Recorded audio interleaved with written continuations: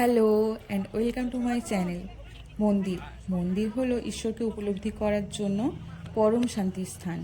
আজকে আমরা চলে এসেছি দক্ষিণ কলকাতার দিকের একটি বিখ্যাত মন্দিরে। মন্দিরটির নাম হলো শ্রী স্বামীনারায়ণ মন্দির। এই যে আমরা বেরিয়ে পড়েছি, এই গলিটি দিয়ে একটু হেঁটে গেলেই একটি অটো স্ট্যান্ড রয়েছে। আমরা এখানে একটি অটো ধরে নিব, তারপরে অটোটিতে করে আমরা আমতলা যাব।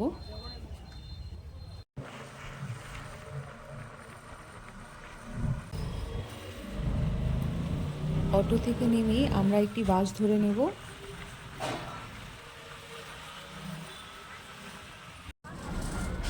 এই যে আমরা বাসে উঠে পড়েছি। এই বাসটি একদম মন্দিরের সামনে গিয়েই থামবে।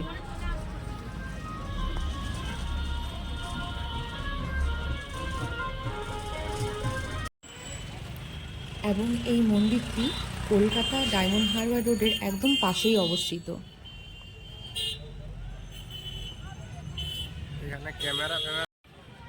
বেহালা, জোকা এবং ঠাকুরপুকুর থেকে ৮ ঘন্টার মধ্যেই এই মন্দিরটিতে পৌঁছানো যায়।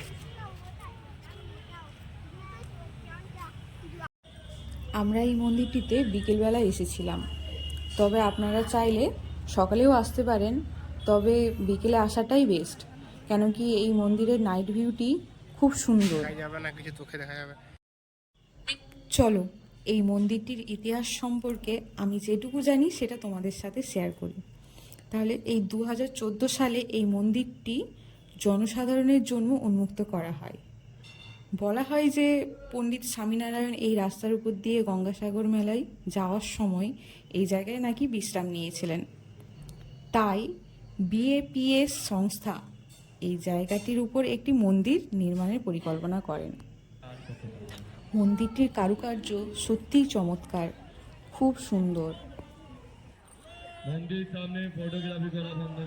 এবং এখানের একটি রুল ছিল, যেটি হলো মন্দিরের বাইরে ফটোগ্রাফি করা গেলেও মন্দিরের ভেতরে ফটোগ্রাফি সম্পূর্ণরূপে নিষিদ্ধ ছিল।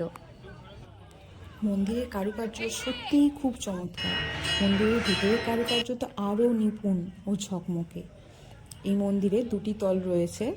মন্দিরের ক্যাম্পাসের মধ্যেও একটি ক্যান্টিন রয়েছে ও বস্ত্র সামগ্রীর দোকানও রয়েছে, যেটি সম্পূর্ণরূপে মন্দির কর্তৃপক্ষ দ্বারা পরিচালিত হয়। বাড়ির সামনে এরম একটি মন্দির থাকলে আমি হলে প্রতিদিন বিকেলে গিয়ে বসে থাকতাম।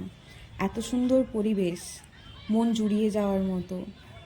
সত্যি আসতে ইচ্ছে করছিল না, একবার গেলে বারে বারে যেতে ইচ্ছে করবে। আজকের মতো টাটা, আবার পরে দেখা হবে।